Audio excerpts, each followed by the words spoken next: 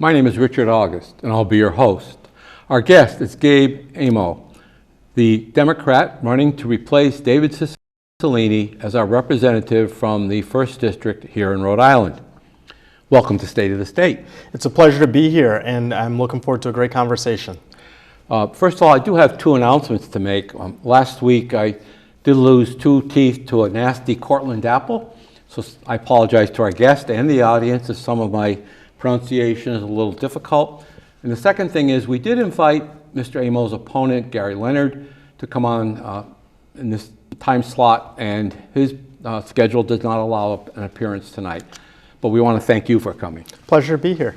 Now, opening question I have is, where do you place yourself on the political spectrum? Are you progressive, liberal, moderate Democrat, what? I think sometimes we use those labels as shorthand and they don't really relay a lot of what people believe. I can tell you about my values. My values have been about hard work, have been about resilience, have been about grit. They've also been a large part about creating opportunity for people and making government work. So I'm a solutions-oriented Democrat. I'm a pragmatic Democrat who wants to get things done. When I worked in 2 White Houses, when I worked for Governor Raimondo, that was a measure of what label to give me more than anything else, and that was responding to incidents, whether it was extreme weather, gun violence, or so much more when I worked for President Biden, but it was also about investing in our country with the infrastructure law, the Inflation Reduction Act, with the American Rescue Plan. So I know that the labels are often convenient shorthand. I just don't think they appropriately suit what I'm looking to do for Rhode Islanders. And I'll tell you this, when I speak to Rhode Islanders, I don't really hear them ask me, what are you? They say, are you a Rhode Islander and are you gonna fight and work for us in Washington? That's what people care about ultimately, and that's what I'm hoping to convey in the last 4 weeks of this campaign, and hopefully everybody turns up to vote on November 7th. Well, you are obviously running in a district that voted for President Biden in 2020 by 30 points and Representative Cicilline by 28 points 2 years later. The last Republican elected was Ron Makeley in 1989. So some people regard you as a shoo-in. You are making yourself available. You're getting out and meeting people and not just sitting back there and relaxing in the office saying this is a done deal. Yeah, look, I think it's essential to be out there talking to people. You make that point so clearly. President Biden won this district, David Cicilline won this district. I am honored to have served in the White House. A kid from Pawtucket, think about this. A kid from Pawtucket, the son of 2 West African immigrants, got to serve and brief the president in the Oval Office. I think that's something that we should all take pride in, regardless of your party, because that is a reflection of this great state and these great communities that have invested in me and gave me the opportunity to thrive. Moreover, David Cicilline was a fine and really strong representative for our district, working with the rest of the congressional delegation to bring back resources and elevate issues on a national scale. So it is a blue district, but it's not blue just by default. It is because of the voters and the values, and so I don't take anything for granted. It's why I'm sitting here with you. It's why today I was with Senator Jack Reed, our great senior senator, for several hours. We toured a business together, and then we talked with voters at a coffee shop, L'Artisan on the east side in Wayland Square, to share why this election is important. We take nothing for granted, and I look forward to bringing that message directly to as many Rhode Islanders as possible. This is your first run for elective office, though, correct? First, look, some people, if you read an article about me the other day, they will know that I ran for student government president at Moses Brown. I didn't know that. And student government president at Wheaton College. I was president in both instances, but in all seriousness, this is my first time for elective office from the people of Rhode Island. Actually, you served in the White House under 2 presidents, Obama and Biden, not just Joe Biden. Okay. On an international level, since you're going to be in a national office, last Saturday, as you know, the terrorist group Hamas staged a coordinated attack on Israel. And it's kind of generally agreed that the attack was funded and coordinated by Iran.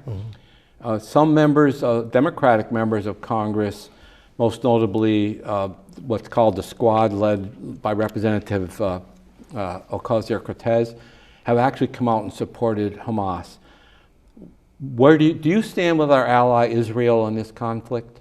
Yeah, of course I stand with Israel, and I think it is a fundamental role of Congress right now, a Congress where in the U.S. House of Representatives, Republicans haven't figured out how to pick a speaker to support Israel fully. We need to zoom out here. People sometimes forget the reason we have a Jewish state is because Jews were systematically slaughtered and exterminated in our world, and we saw that. So there is an existential need for Israel. Yeah. Moreover, what Hamas did was a terrorist attack. Anything else, any other description is not appropriate. We see it. I'm learning new things today. I'm sure you've seen in the news. Children kidnapped, killed, tortured, families, people at a music festival. That is ridiculous that anybody could not look right now at this as a terrorist incident for which the U.S. should work with Israel and our allies in the West to root out Hamas's impact and make sure that we do everything we can to root them out entirely from the region. They're a terrorist organization. Let's look at some of the ideas that are outlined in the plan that you articulate on your website. You say your plan is to fight for us overall. Mm-hmm. And first of all, on your list of priorities, you plan to continue Representative Cicilline's fight to, quote, finally ban assault-style weapons. As you know, when you were working for Governor Raimondo, the co-chairman of her working group on gun safety, who appeared on this program, said that they could not agree on a definition of an assault weapon. What do you mean by an assault-style weapon? One of the most important pieces that makes a weapon of war, that makes a weapon more deadly, is magazine size and capacity, right? That is what you see in a lot of these shootings. So there are a lot of definitions floating out there, and I get that sometimes people are confused. In the legislation, that they outline specific types of weapons. So I don't think we should look at this casually. I think we should be specific, because oftentimes people say, what do you mean? We should look at the legislation and look at the individual types of guns and munitions we're talking about, and we're talking about the ones that inflict the most harm. So I'll tell you a little bit about some of my work at the White House. When I worked at the White House, I was in the Office of Intergovernmental Affairs. So in that role, I served as the president's liaison to mayors and governors around the country. And sometimes, unfortunately, you have to call communities on bad days like a mass shooting. And we saw when I was in that office that a lot of the weapons have the ability to reload very quickly, and that inflicts more harm. So when we talk about Uvalde, when we talk about Highland Park, when you look at Buffalo, a lot of these incidents, for me, it's not academic. I'm not sitting somewhere talking about assault weapons as if it was an abstract concept. For me, it's been helping communities respond after those incidents, which I think not a lot of people would have that perspective. And I've seen what it is to a community when you inflict such harm. So when I say we should have banned assault weapons, I talk specifically, and I mean specifically those specific weapons that are outlined in the legislation that have the potential to inflict the most harm on lives, especially when you see them used in places like supermarkets, houses of worship, and schools. That's unfortunate, and I can't stand for another life lost, another innocent life lost because we didn't do something. That's what government needs to do. Government's fundamental role is to be there when people need you. And sometimes it's before people actually need you, and that's stopping bad things from happening. You identified the magazine as being the main problem with these types of weapons. As you know, Rhode Island has instituted a 10-round magazine ban that's being challenged in court. Colorado says it's 15. Vermont says you can have 15 in a handgun, on 10 in a rifle. There's no general agreement, but wouldn't it be simpler to just ban these magazines than take a whole class of semi-automatic firearms and say that's... Well, there are other characteristics about guns, as you're sure, and there are nuances in this. But I think we can agree on some universal principles that when a mass shooting happens, we can't go backwards and bring a life back. Mm-hmm. We can't. And I truly believe that we should look at this legislation in its entirety, look at the different characteristics of guns, magazines being one part of it, the various trigger points and safeties related to a gun. There's technology that we have not yet deployed. There's so much more. And I don't come to this to speak down to people. Rather, my position is that if I can prevent more tragedy, that's what you want your government to do, is to help prevent tragedy.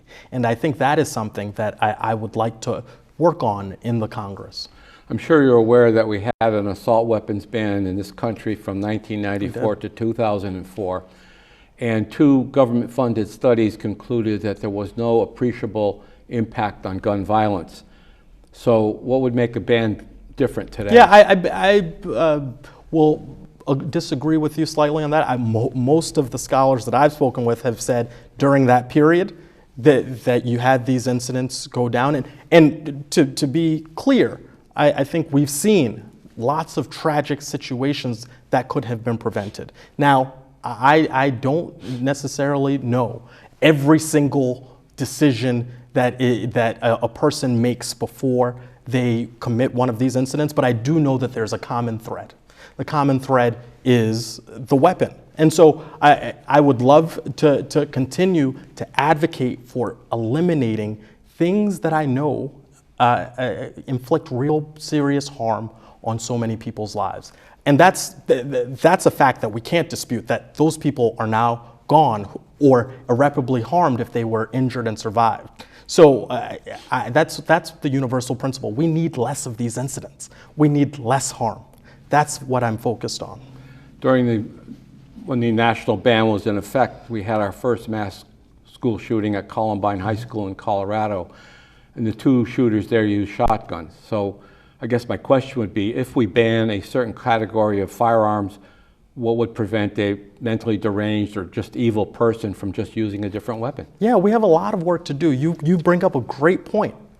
Mental health is something that we should look at, but we can't look at one thing exclusively. If you have a problem that touches a lot of different areas, you don't just pick one avenue. You look at the range of things that you can do to impact and make sure you don't let history repeat itself. So I agree with you. Mental health and investing in making sure that there are warning signs. That's why the red flag laws are things that I support. The reason I do is if your community, if someone in your life has the potential to hurt themselves or others, that is a vehicle. And so that is my point about, it's not going to take just one solution.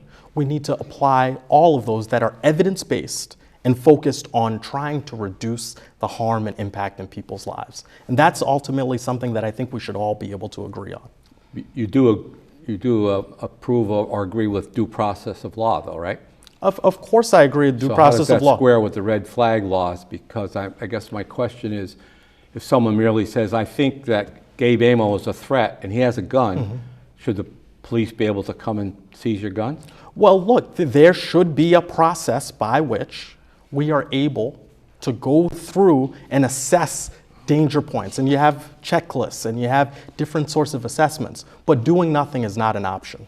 We have spent a lot of time on this, but it's the first item on your list of plans. So let's move on to a different one. You say that you plan to protect Social Security and Medicare from what you recall Republican attacks.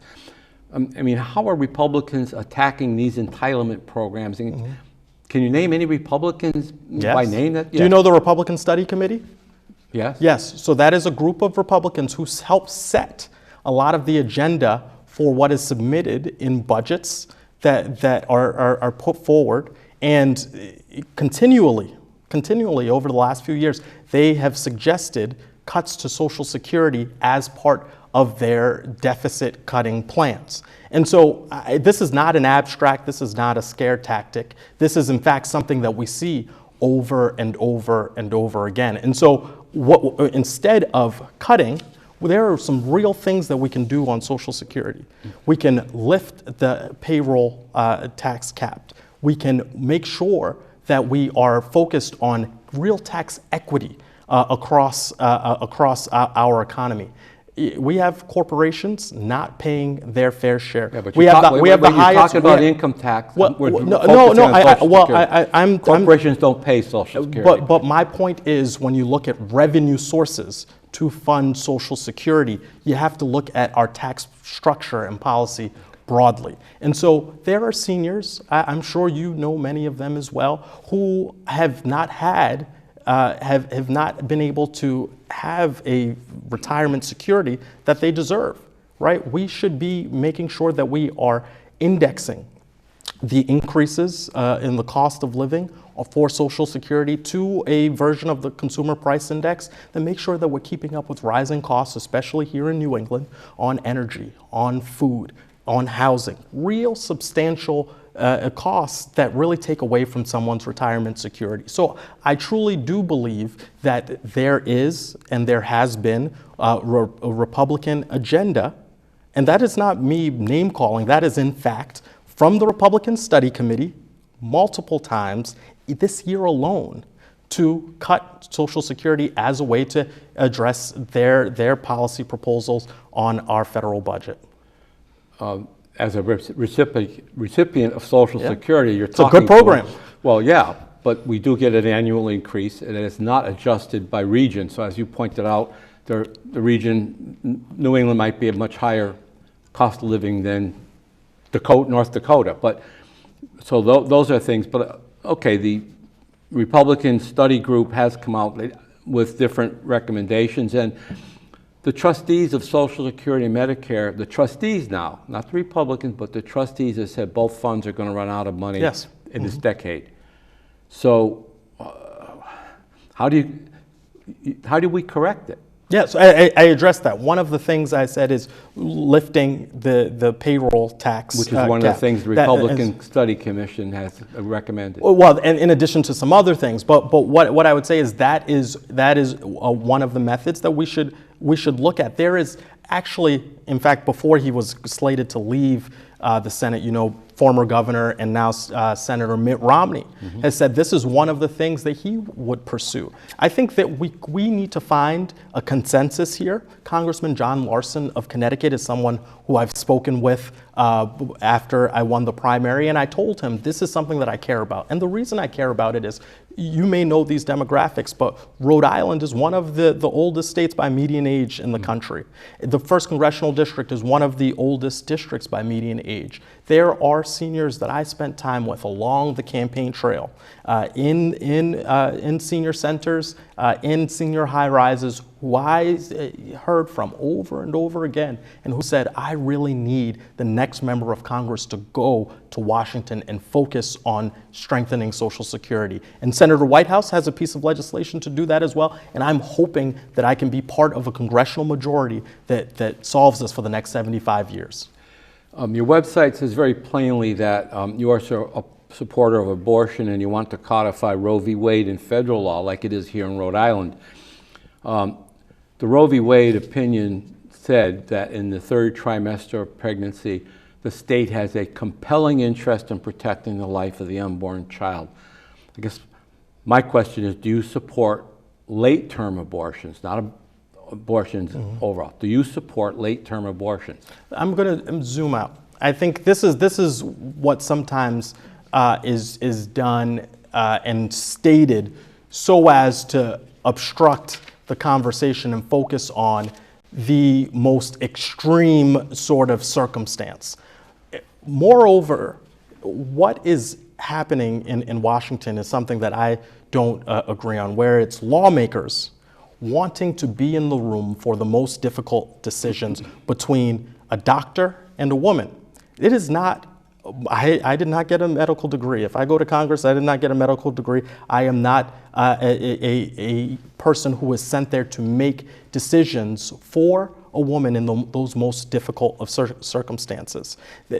There are times where whether it's for the life of the mother, whether it's for other circumstances, where there are decisions that need to be made. And frankly, I truly think that it is not the role of anybody in Congress to legislate in that circumstance. And so I think that those are rare occasions, and I'm not going to get into the minutia of when and how and all of that, because that's really not the fundamental role of government. You list climate change as a major point. In fact, as you know, the Biden administration, including the president, has cited climate change as being a greater threat than even nuclear war. And on your website you say, quote, "We need to give people the opportunity to work on good paying union job projects necessary to fight climate change." Why do these have to be union jobs? Because union jobs are in let me zoom out. Jobs will be created by working towards climate mitigation and climate resilience. Mm-hmm.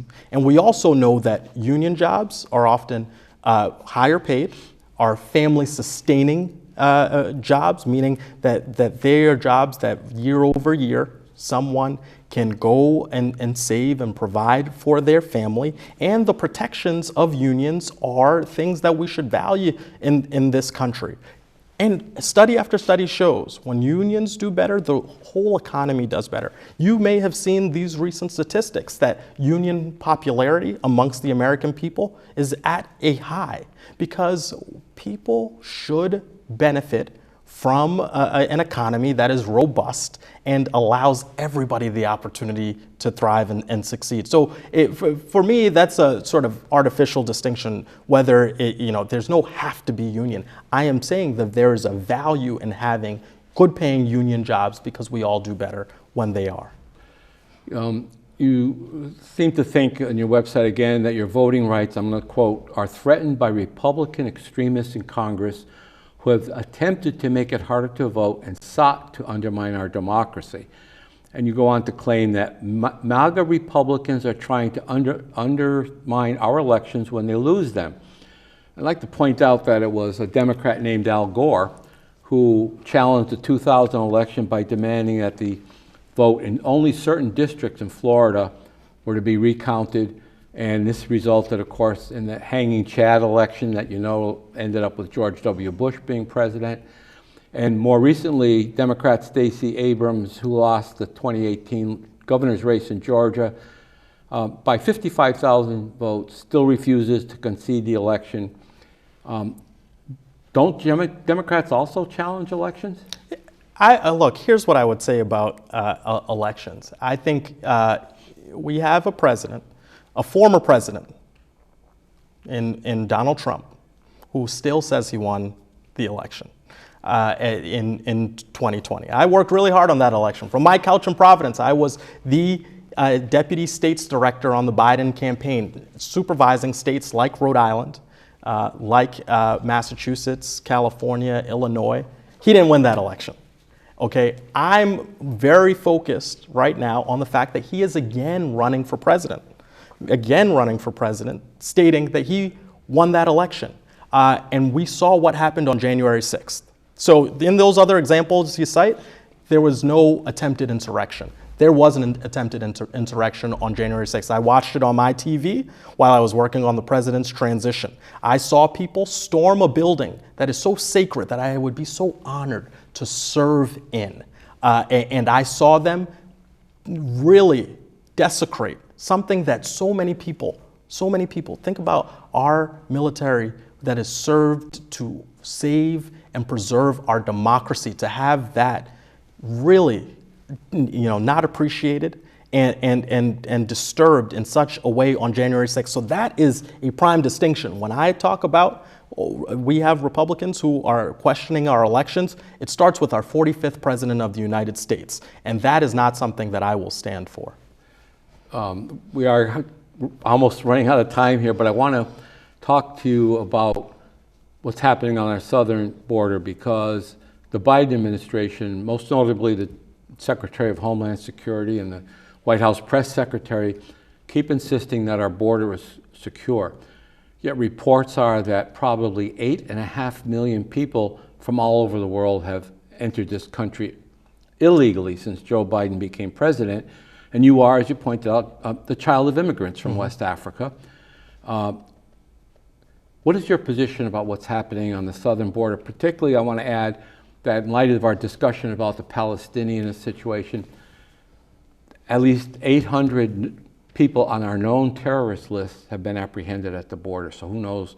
What is your position on the southern border? Well, that's a big question, and I have a big answer for you. We need comprehensive immigration reform now, and here's what I mean by that. We have a Congress, Republicans in the House who don't want to act. It's not just wall. It is also about making sure that we have a regular order process, administrative courts that work. We also need to make sure that we are working to decompress in the Central America area, in Mexico, working with the Mexican government, who is also encountering their own challenges with people. So I think we need robust strategies to make sure that our border is one that is safe, that we are working really diligently on both sides of that border, and that there is an orderly process. Yes, I am a proud son of immigrants. I wear that proudly every single day, and this country is a very sacred place for me because of what it's done for me and my family. And so those are the high values and ideals that I want to pursue as we come up with a real strategy, because it just can't be Democrats and Republicans. That's what the trap is. We have to come together. And every once in a while, every few years, you'll see there's a gang of 8, gang of 10, gang of 14 who want to come together on immigration. We need to come together on immigration, and I hope I can be part of that in Congress. We have roughly a minute or a little bit more, so I want to ask you a lightning round. Oh, go for it. Do you think there should be term limits for members of Congress? Yes, I don't know the number, but I would be supportive of term limits for members of Congress. What about members of the federal courts, including the Supreme Court? Yes, I think so, and I think we should look at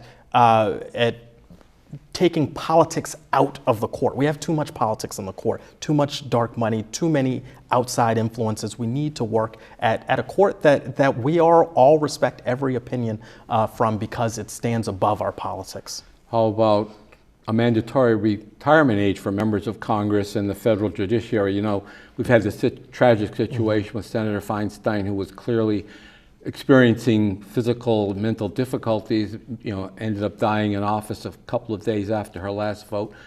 Should there be mandatory retirement age? I think we should talk about it, because I know that not all ages are the same. And as lifespans change, that affects that calculus. But I think this is an appropriate time to have that conversation.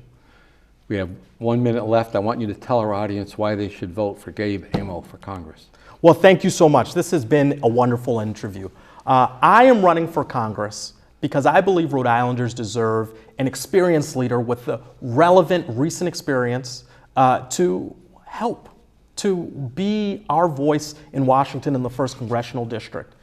I am the son of 2 West African immigrants, the son of someone who owns a liquor store and a nurse who has worked in nursing homes, caring for so many Rhode Islanders. And I truly believe that I, from day one, will keep the thoughts of Rhode Island and helping and serving Rhode Island at every moment to make sure that everybody has economic opportunity and that we take on the big challenges we have to face as a country. I hope you give me your vote on November 7th. And we want to thank you for joining us. I hope when you are in office that you'll come back and we can discuss some of these projects and bills that you'll be working on with your colleagues, and we'd enjoy having you back. Well, thank you. And we want to thank our audience for watching this edition of State of the State, and stay tuned for future editions as we discuss political and social issues here in Rhode Island. Thank you.